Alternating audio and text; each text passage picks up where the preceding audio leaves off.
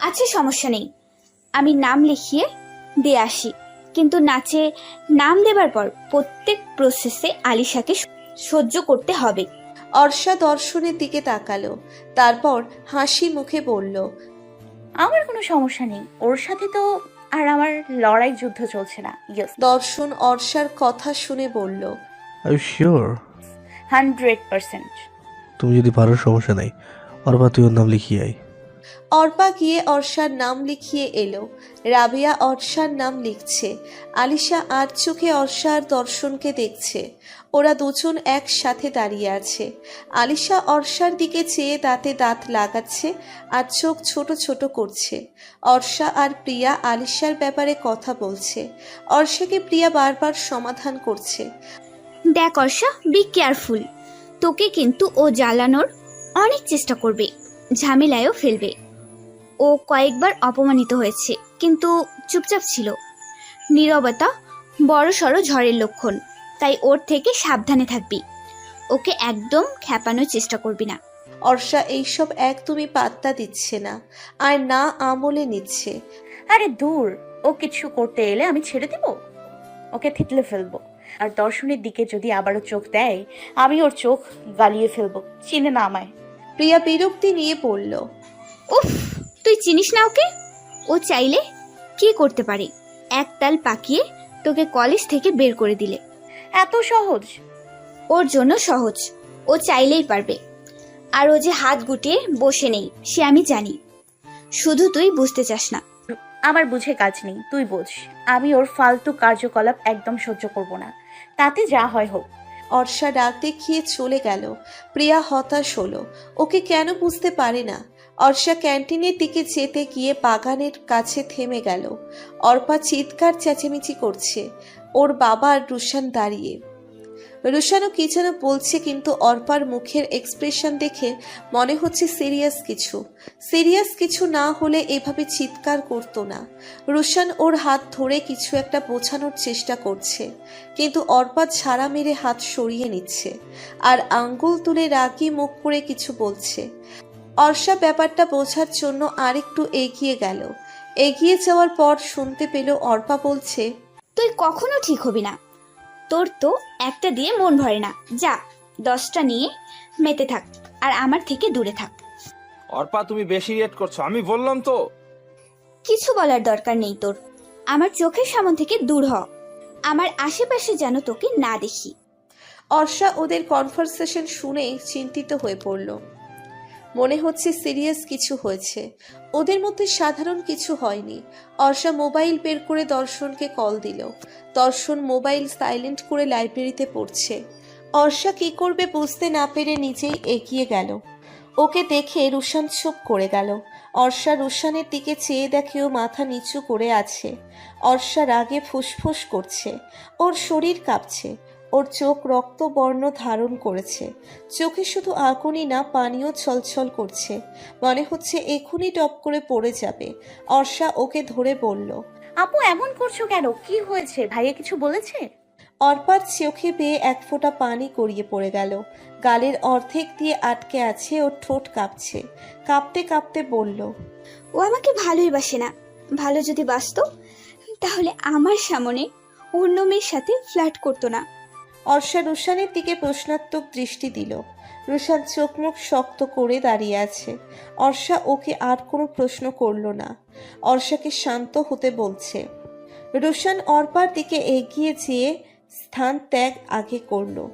আরে আমি কি জানতাম সিচুয়েশন এতটা জটিল হবে? যদি জানতাম কোশ্চিন কালেও এমন কাজ করতাম না। আমি তো মজা করছিলাম। রুশান পায়চারি করছে আর কথাগুলো এক নাগাড়ে বলে যাচ্ছে।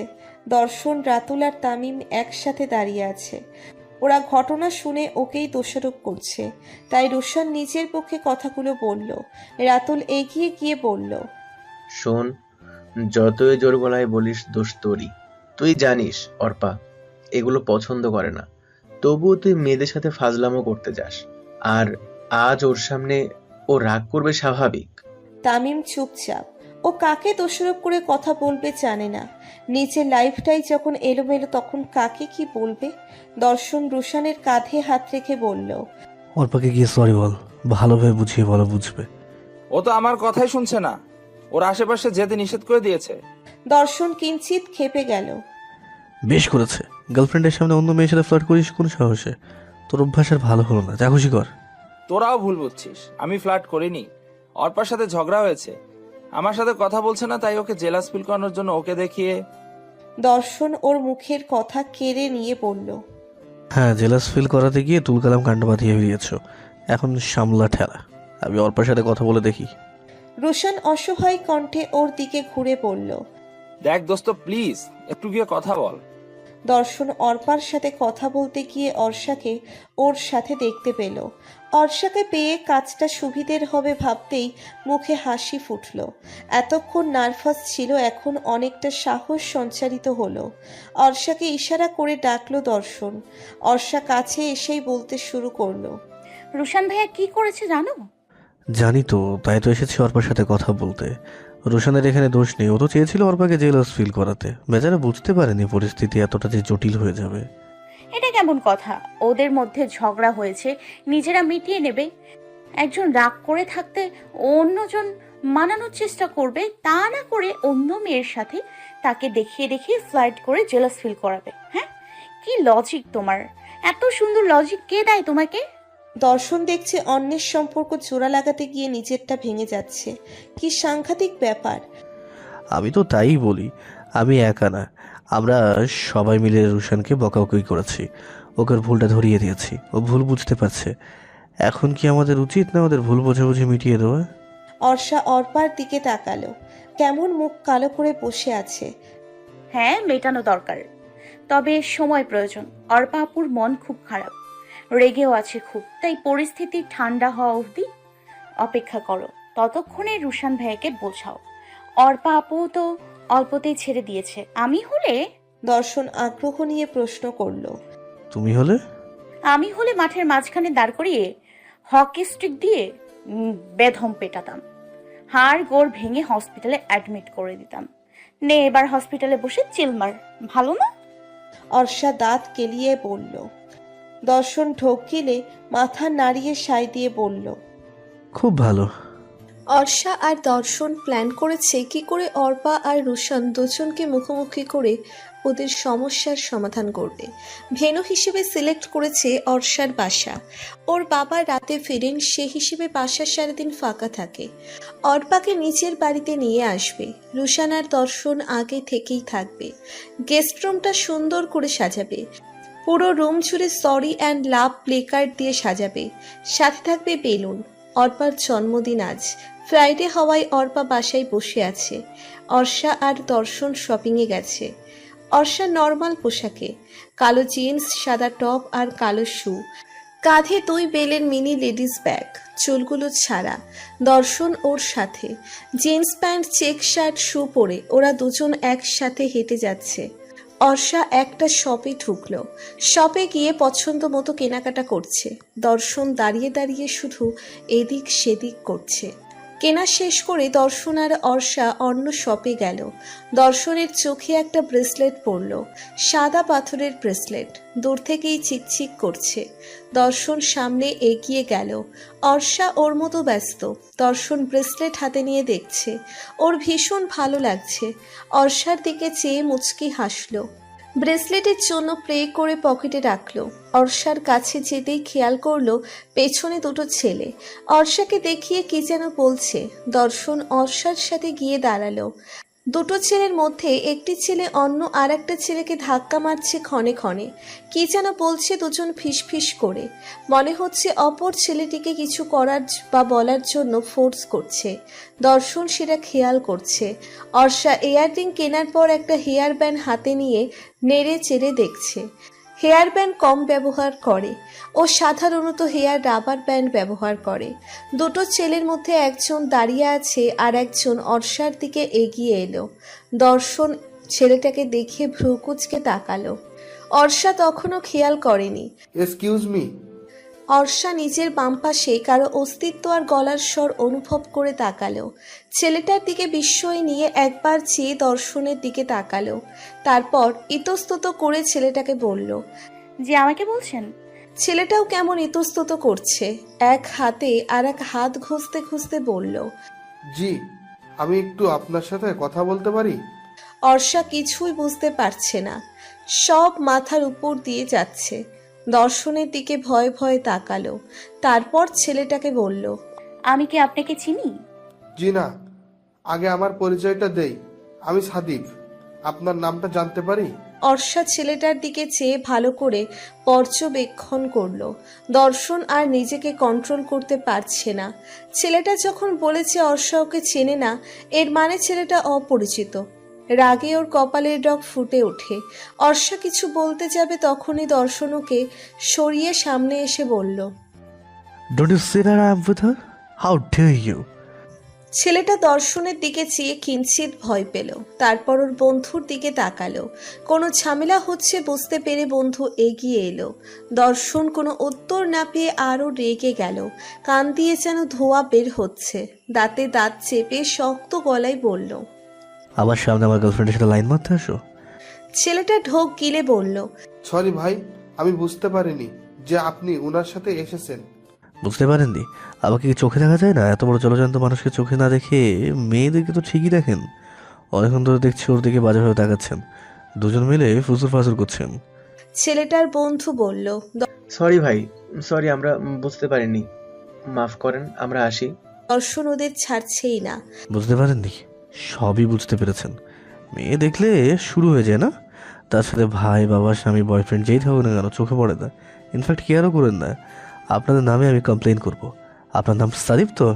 আরে ভাই, কি বাড়াবাড়ি শুরু করছেন? বললাম তো বুঝতে পারিনি। আপু, বোঝান আপনার বয়ফ্রেন্ডকে। দর্শন ওর কথা শুনে তেড়ে যাচ্ছিল। দোকানের সবাই ওদের দিকে চেয়ে আছে। অর্ষা তাড়াতাড়ি দর্শনের হাত ধরে থামিয়ে দিল, তারপর জোর করে বাইরে নিয়ে গেল। দর্শন বাদ দাও, চলো চলো, ওদের কাজই এমন। অর্ষা জোর করে দর্শনকে মার্কেটের বাইরে নিয়ে এলো। দর্শন তখনও রাগে গজগজ করছে। দর্শন কুল, বাদ দাও। আমরা যে কাজ করছি তাতে কনসেন্ট্রেশন করো। আমাকে নাকি দেখেনি? কথা শুনেই মেজাজ খারাপ হয়ে যাচ্ছে। দর্শন বাইক নিয়ে এলো। অর্ষা ওর বাইকে চেপে বসলো। পুরো রাস্তায় দর্শন কোনো কথা বলেনি, অর্ষাও কোনো কথা তোলেনি। ওদের বাড়ির সামনে গিয়ে বাইক থামলো। অর্ষা বাইক থেকে নেমে দাঁড়ালো। দর্শন চাবি হাতে নিয়ে নামছে। গেট দিয়ে একটা ছেলে বের হয়ে অর্ষা আর দর্শনের দিকে তাকালো। ওর দৃষ্টিটা কেমন জানি ছিল। অর্ষা সামনের দিকে চেয়ে দেখে প্লাবন বিস্ময়কর দৃষ্টি নিয়ে চেয়ে আছে। অর্ষার বুক ধুক করে উঠল। দর্শনের দিকে তাকালো। দর্শন চাবি পকেটে রাখছে, তারপর পকেট থেকে রুমাল বের করলো। অর্ষা প্লাবনকে দেখেও না দেখার ভান করছে। ওরা দুজন ব্যাগ ভাগাভাগি করে নিল। প্লাবন গেটের সামনে দাঁড়িয়ে থাকায় ওরা যেতে পারছে না। দর্শন ওর দিকে চেয়ে বিরক্তি নিয়ে বলল, আরে ভাই, সাইড না দিলে ভেতরে যাব কি করে? প্লাবন চকিত হলো। তারপর মিনমিন করে কি যেন বলল, সেটা ওদের বোধগম্য হয়নি। দর্শন সামনে আর অর্ষা পেছনে। অর্ষা প্লাবনের দিকে একবার তাকালো। ও তখনও স্থির দৃষ্টিতে স্থির হয়ে দাঁড়িয়ে আছে। অর্ষা দ্রুত দৃষ্টি ফিরিয়ে নিল। দর্শনকে অনুসরণ করে দ্রুত পায়ে হাঁটতে লাগলো। অর্ষা আর দর্শন লিফটে ঢুকে পড়ল। স্বস্তির নিঃশ্বাস নেয় অর্ষা। অনেকদিন পরে সামনে পড়ছে প্লাবন, তাও এমন একটা দিনে। সাথে দর্শন ছিল। এভাবে চেয়ে থাকার পরেও কিছু বুঝতে পারিনি, সেটাই সৌভাগ্য। লিফট থেকে নেমে আর এক বিপত্তিতে পড়ল অর্ষা। লিফটের সামনে দাঁড়িয়ে আছে প্লাবন। দর্শনের দৃষ্টি পড়ল প্লাবনের উপর। কিছুক্ষণ আগে নিচে দেখে এসেছে, সেটারও স্মৃতিতে বিরাজমান। নিচ থেকে উপরে এসে আবার লিফটের সামনে অপেক্ষা করছে, কেন সেটা মাথায় ঢুকছে না। দর্শন ছেলেটাকে গভীরভাবে পর্যবেক্ষণ করছে। ছেলেটা যে বারবার অর্ষার দিকে তাকাচ্ছে সেটা বুঝতে বাকি নেই। শুধু তাকাচ্ছেই না, আর চোখে ফলো করছে ওর কার্যকলাপ। অর্ষার ফ্ল্যাটের দরজার সামনে পৌঁছে গেছে। দর্শন সেখানেই দাঁড়িয়ে প্লাবনের দিকে চেয়ে আছে। প্লাবন অর্ষাতে এতটাই বিভোর যে ওর সামনে কেউ দাঁড়িয়ে আছে, তার দৃষ্টি ওরই দিকে, সেটা খেয়ালই করেনি। কি ভাই? প্লাবন পুনরায় চকিত হলো। ধরা পড়ে যাওয়ায় কাছুমাছু হয়ে উত্তর দিল, জি। ওদিকে কি দেখছেন? ফলো করতে করতে নিচ থেকে উপরে চলে এসেছেন? শ্রাবণ দ্রুত গতিতে সিঁড়ির দিকে গেল। অর্ষা দরজার সামনে গিয়ে চুপচাপ দাঁড়িয়ে আছে। দর্শন কিছুই বুঝতে পারল না। কোনো একটা গড়বড় তো আছেই, নয়তো ছেলেটা ওদের পিছনে পিছনে সিঁড়ি দিয়ে এলো, তারপর লিফটের সামনে এসে দাঁড়ালো। অর্ষার দিকে নজর রাখলো, তারপর আবার এক সিঁড়ি পার করে উপরে গেল। সরাসরি সিঁড়ি দিয়ে উপরে না গিয়ে এই ফ্লোরে কেন থামবে? আর কেনই বা লিফটের সামনে এসে দাঁড়াবে? দর্শন অর্ষার দিকে তাকালো। ও দৃষ্টি লোকাচ্ছে, ওকে নার্ভাস লাগছে, বারবার ঘাম মুছছে টিস্যু দিয়ে। দর্শন ওর সামনে যেতেই বলল, তুমি ভেতরে আসবে? ছেলেটাকে অর্ষা তোতলাতে তোতলাতে বলল, কোন ছেলেটা? মাত্র উপরতলা যে ছেলেটা গেল সে কে? তুমি নাকি চেনো? ওয়েট, উপরতলা মানে সেই ছেলেটা নয় তো? দর্শনের প্রশ্ন শুনে অর্ষা হকচকিয়ে গেল। কপাল বেয়ে চিকন ঘামের রেখা ফুটে উঠল। ঠোঁট নড়াচ্ছে কিন্তু কিছু বলতে পারছে না। এই মুহূর্তে দর্শনকে রাগাতে চায় না দিতে কোনো টেনশন, তাই অন্য কিছু বলার জন্য ঠোঁট ফাঁক করতেই দর্শন বলল। দর্শনের একরোখা দৃষ্টির দিকে চেয়ে নির্বিঘ্নে মিথ্যা বলে ফেলল অর্ষা। না, ওনারা উপরতলায় থাকে। আমি ছোট থেকে এখানে বড় হয়েছি, তাই চেনা জানা আছে। একটা ছেলেকে সাথে দেখে ওনার কৌতূহল হচ্ছে, তাই হয়তো এভাবে দেখছে। দর্শন আর কথা বাড়ালো না। ওরা ভেতরে গেল। প্রিয়া ওদের দেখে এগিয়ে এলো। আমি গেস্ট রুম গুছিয়ে ফেলেছি, কিন্তু অর্পাপু আসবে তো? আমাদের প্ল্যান সাকসেস হবে তো? অর্ষা দৃঢ় কণ্ঠে বলল, অবশ্যই হবে। আমি যে করেই হোক অর্পা আপুকে নিয়ে আসবো। এখন চলো কাজে লেগে পড়ি। দর্শন ধপ করে সোফায় বসে পড়ল। অর্ষা আর প্রিয়া বিস্ময় নিয়ে সেদিকে তাকালো। দর্শন ওদের দুজনকে এভাবে তাকাতে দেখে বলল, এভাবে চেয়ে আছো কেন তোমরা? ভূত বা এলিয়েন দেখেছো? এতক্ষণ ধরে শপিং করে এতটা পথ জার্নি করে এলাম, গলা ভেজাতেও বলবে না? অর্ষা জিভে কামড় দিল। এই জিনিসটা কখনোই ওর মাথায় থাকে না। কেউ বাসায় এলে তাকে চা, কফি, কোল্ড ড্রিঙ্কস অফার করতে হয়, এটা বুঝেই উঠতে পারে না। সরি, আমি তোমার জন্য ফ্রিজ থেকে ঠান্ডা কিছু নিয়ে আসছি। না, একটা ব্ল্যাক কফি বানিয়ে আনো, মাথাটা ধরেছে খুব। অর্ষা আর প্রিয়া চাওয়াচাওয়ি করলো। তারপর অর্ষা নিচু কণ্ঠে বলল, আচ্ছা। প্রিয়ার কাছ থেকে গোপনে কফি বানানো শিখে কিচেনে গেল। প্রিয়া শপিং ব্যাগগুলো নিয়ে গেস্ট রুমে গেল। অর্ষা কি দিয়ে কি করবে বুঝতে পারছে না। খুব নার্ভাস লাগছে, ঠিকমতো কিছু খুঁজেও পাচ্ছে না। কখনো কিচেনে কাজ করেনি। দর্শনেই প্রথম বড় মুখ করে কিছু চাইলো, ওকে হতাশ করা যাবে না। অর্ষা প্রাণপণ চেষ্টা করছে। বুয়া বাজারে গিয়েছে। অর্ষা সুন্দর দেখে একটা মগ নামালো তাক থেকে। হাত থেকে আচমকা কফির মগ পড়ে গেল। শুধু পড়ে যায়নি, পড়ে গিয়ে ভেঙে চুরমার হয়ে গেছে। দর্শন ড্রয়িং রুমে বসে থাকায় শব্দ পেয়ে দৌড়ে আসে।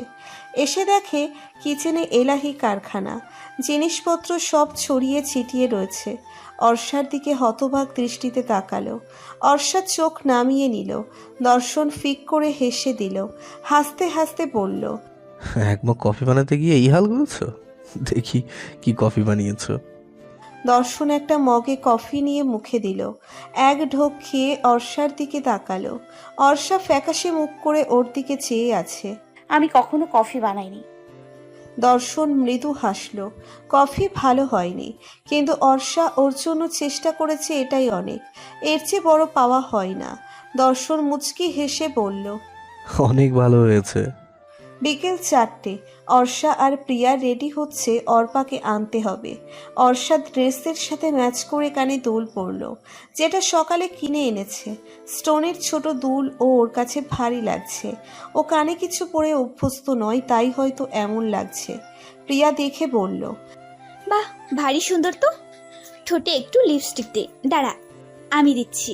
প্রিয়া অর্ষার ঠোঁট জোর করে লিপস্টিক দিয়ে দিল।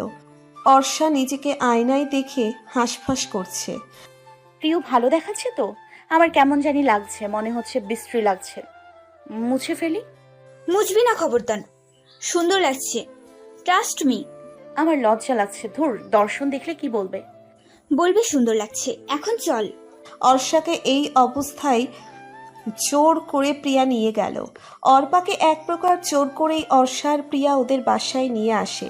অর্পা ওদের সাথে এসেছে ঠিক, কিন্তু অর্ষার বাসায় আসার পর কেমন অস্বস্তি লাগছে। অর্পা ওকে বলছে, আমাকে হঠাৎ বাসায় কেন আনলে? রুশানের কথায় না তো? আপু তুমি যদি বলতে দর্শনের কথাই কিনা, তবে মানা যেত, কিন্তু রুশান ভাইয়া, কে আমার আপন বেশি, তুমি না রুশান ভাইয়া? অর্পা প্রত্যুত্তরে কিছু বলল না।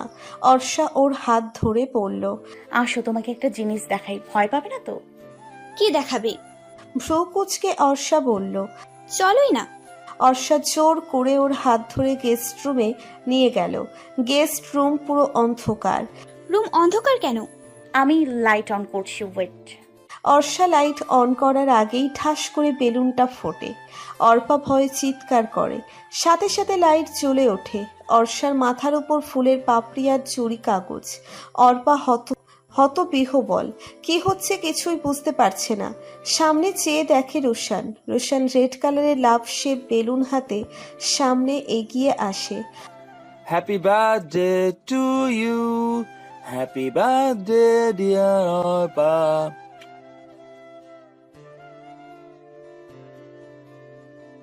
হ্যাপি বার্থডে জান, sorry and I love you, please sorry আর হবে না।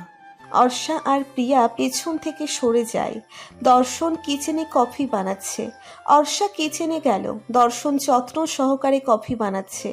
একটা জিনিসও এলোমেলো নেই, সব গোছানো সাজানো।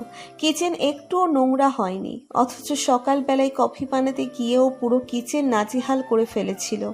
দর্শন ওকে দেখে বলল, খালাকে জিজ্ঞেস করে সরঞ্জাম কি কোথায় জেনে নিয়েছি, তোমাকে বিরক্ত করিনি, নিজেই বানাচ্ছি। অর্ষা মনে মনে বলছে। আমি ভালো পারি না, তাই নিজে বানাচ্ছ। আমি বুঝেছি মিস্টার। দর্শন কফিতে একবার চুমুক দিয়ে অর্ষার দিকে তাকালো। ওর দিকে কিছুটা এগিয়ে এলো। অর্ষা ওর কাছে আসায় ঘাবড়ে গেল। বুক ধুকপুক করছে। ওর মোহনীয় চাহনিতে হকচকিয়ে গেল। দর্শন এভাবে দেখছে কেন ওকে? তোমাকে ভীষণ সুন্দর লাগছে, নিজেকে এইভাবেই সাজাবে, ভালো লাগবে। অর্ষার কিছু মুহূর্তের জন্য নিঃশ্বাস বন্ধ হয়ে গেল। দর্শন মুচকি হেসে সরতেই শ্বাস এলো। রোশান অবশেষে অর্পাকে মানাতে সক্ষম হয়েছে। অর্পার রাগ ভেঙেছে। ওরা সবাই মিলে কেক কেটে আড্ডা দিতে গিয়ে যে যার বাড়ি গিয়েছে। দর্শনের ঘুম হচ্ছে না, ছটফট করছে। অর্পা আর রোশানের সম্পর্ক তো ঠিক করে এলো, কিন্তু ওর আর অর্ষার সম্পর্ক কেমন নড়বড়ে হয়ে যাচ্ছে। অর্ষা আজ ওকে মিথ্যা বলেছে। অর্ষার চোখ দেখেই বুঝেছে অর্ষা মিথ্যা বলেছে। দর্শন সব জেনে বুঝেও চুপ ছিল। অর্ষা কেন মিথ্যে বলল? ছেলেটা যে প্লাবন কেন বলেনি? শপিং মলে, কলেজে, রাস্তাঘাট, এমনি ওর বিল্ডিংয়ে কত মানুষ আছে যারা ওকে চায়। একদিন তো দর্শন ব্যস্ত হয়ে পড়বে। সামনে ওর প্রি টেস্ট, তারপরে এইচএসসি পরীক্ষা। এইচএসসি পরীক্ষা দিয়ে মেডিকেলে ভর্তি পরীক্ষার জন্য প্রস্তুতি। কত লড়াই, কত পরিশ্রম, কত টেনশন। এত কিছুর মধ্যে অর্ষাকে সময় দিতে না পারে অর্ষাকে কি ওকে ভুলে যাবে? বেছে নেবেও এদের মধ্যে একজন। ওর ভালোবাসার পরিণতি কি হবে? তামিমের মতো? দর্শন অন্ধকারে হাতরে ব্রেসলেটটা বের করলো। অর্ষাকে আজ দিতে ভুলে গেছে। দর্শন ব্রেসলেটের দিকে গভীরভাবে তাকালো। তারপর চোখে ভয়াবহতা ফুটিয়ে বিড়বিড় করে বলল, এর কৈফিয়ত তোমাকে দিতে হবে অর্ষা। অর্ষা কলেজে গিয়ে হুলুস থুলুস কাণ্ড বাঁধিয়েছে। তার কারণ দর্শনের পাত্তা পাওয়া যাচ্ছে না। প্রতিদিন কলেজে যাওয়ার পর দুজন দেখা করে, ক্লাসের ফাঁকে সময় কাটায়। কিন্তু আজ কলেজে গিয়ে দর্শনের দেখা পায়নি। কল করেও রেসপন্স পায়নি। ওর খোঁজে ক্লাসে গেলে ততক্ষণে ওর ক্লাস শুরু হয়ে গেছে। অপেক্ষা করতে করতে ওর নিজের ক্লাস শুরু হয়ে যায়। 2 ক্লাস শেষ করে দর্শনকে আবারও কল দেয়, কিন্তু এবারেও কোনো রেসপন্স নেই। তাই নিজের পরের ক্লাস রেখে রাগান্বিত হয়ে দর্শনের ক্লাসে গেল। দর্শন ক্লাসে নেই, লাইব্রেরিতে নেই, এমনকি ক্যান্টিনেও নেই। হঠাৎ যেন উধাও, কিন্তু এমন হওয়ার কথা নয়। দর্শন কি ইচ্ছে করে ওকে এড়িয়ে চলছে? কিন্তু কেন? গতকাল অবধি তো সব ঠিক ছিল, আজ হঠাৎ কি হলো? অর্ষার মনে ভয়ের দানা বেঁধেছে। দর্শন এমন করছে কেন? মনটা অশান্ত, বিভ্রান্ত, চোখ ছলছল করছে। কিছু ভালো লাগছে না। চুপচাপ বসে আছে ক্যাম্পাসে। দর্শন ওর বাম পাশ দিয়ে বন্ধুদের সাথে যাচ্ছে। দর্শনের কণ্ঠ শুনে অর্ষা বামে তাকায়। দর্শন ওকে দেখেনি নাকি দেখেও না দেখার ভান করছে। অর্ষা ওর দিকে চেয়ে আছে। কিছু দূর যাওয়ার পর যে যার মতো আলাদা হয়ে গেল। দর্শন লাইব্রেরির দিকে যাচ্ছে। অর্ষা দৌড়ে গেল দর্শনের কাছে। দর্শনের সামনে গিয়ে ফ্যাল করে চেয়ে রইল। বোঝার চেষ্টা করছে দর্শনকে। দর্শনের চেহারা দেখে কিছুই বোধগম্য হচ্ছে না। দর্শন ওর ভাবনায় ছেদ ধরিয়ে পড়ল। কিছু বলবে? আমাকে লাইব্রেরিতে যেতে হবে। অর্ষা শুধু বলল। তুমি কি আমাকে অ্যাভয়েড করছো? অর্ষার চোখে কাতরতা। দর্শন স্বাভাবিক ভঙ্গিতে বলল। অ্যাভয়েড কেন করব? অর্ষা স্মিত হাসল। ফোন বন্ধ, দেখা করছো না, কথা বলতে চাইলে বলছো না, আমি কিছু বলবো কি না? দর্শন ব্যস্ততা দেখিয়ে বলল। পড়ার চাপ যাচ্ছে প্রচুর, সামনে পরীক্ষা, জানোই তো। পড়ার চাপ থাকলে তোমাকে সময় কম দেবো, এটা তো আগে থেকেই বলা। তবুও তোমার মনে হচ্ছে আমি অ্যাভয়েড করছি? দর্শন ক্ষণিকের জন্য থামলো, তারপরও আবারও বলল। কিছুদিন পরে সময় দিই না, এই অজুহাতে ব্রেকআপও করতে চাইবে? চারপাশে তোমাকে চাওয়ার মানুষ তো কম না। অর্ষা খানিকটা বিস্মিত হলো। দর্শন অর্ষার চোখের দিকে তাকালো। এক ঝিল পানি টইটম্বুর সেখানে। তবুও কঠিন হলো। কঠিন স্বরে কথা বলবে আজ। অর্ষার ছলো চোখে বলল। এমন করে কেন বলছো? আমি কি করেছি? কণ্ঠে কাঠিন্য এনে বলল। এত দ্রুত ভুলে গেলে? প্রতিটা সম্পর্কের মূল্য হলো ভরসা আর বিশ্বাস। তুমি কি তার যোগ্য? গতকাল কেন মিথ্যা বললে অর্ষা? প্লাবন ছেলেটাকে কেন লোকালে? অর্ষা ধরা পড়ে যাওয়ায় মিইয়ে গেল। চোখ নামিয়ে নিল। দর্শন তাহলে গতকাল চেনে ফেলেছে। চেনেও না জানার ভান করেছিল। ভেতরে ফুঁসেছে। দর্শনের দিকে আর চোখে তাকালো। তারপর আবার চোখ সরিয়ে নেয়। দর্শনের মুখে ব্যথাতুর হাসি। বলেছি না তোমাকে চাওয়ার লোকের অভাব নেই। আমাকে কি প্রয়োজন? অর্ষা ওর চোখের দিকে অসহায়ভাবে চেয়ে কান্নাজড়িত কণ্ঠে বলল। তোমাকেই আমার প্রয়োজন। আমাকে ভুল বুঝো না। গতকাল শপিং মলে ছেলেদের ওপর রেগে গিয়েছিল। আমি চাইনি তোমার মুড খারাপ হোক, শুধুমাত্র তোমার মুডের কেয়ার করেছি, আর কিচ্ছু না। আচ্ছা, তোমাকে একটা পায়েল দিয়েছিলাম, বলেছিলাম সব সময় পায়ে রেখো। তুমি কি করেছো? অর্ষা মিনমিন করে বলল। আসলে আমি অভ্যস্ত নই, আর তাছাড়া আমি চাইনি তোমার দেয়া উপহারটি নষ্ট হয়ে যাক। আমি সেটা যত্ন করে রেখে দিয়েছি। উপহার দাদা কি তাই চেয়েছিল? অর্ষা নিশ্চুপ। কোনো উত্তর নেই ওর কাছে। ওর চিন্তা ভাবনা আর দর্শনের চিন্তা ভাবনা যে এক নয়। আমার বুঝতে ভুল হয়েছে, তাই বলে এভাবে শাস্তি দেবে? দর্শন প্রচণ্ড রেগে গেল। চিৎকার করে বলল। আরে ভাই, আমিও মানুষ, আমারও কষ্ট হয়, ব্যথা পায়। তুমি জানো গতকাল রাতে আমি ঘুমোতে পারিনি। কত শত চিন্তা মাথায় কিলবিল করছে। তোমাকে তো কিছুই বলিনি, তুমি এর চেয়ে বেশি শাস্তির যোগ্য। দর্শন ওকে রেখে সামনের দিকে এগিয়ে যাচ্ছে।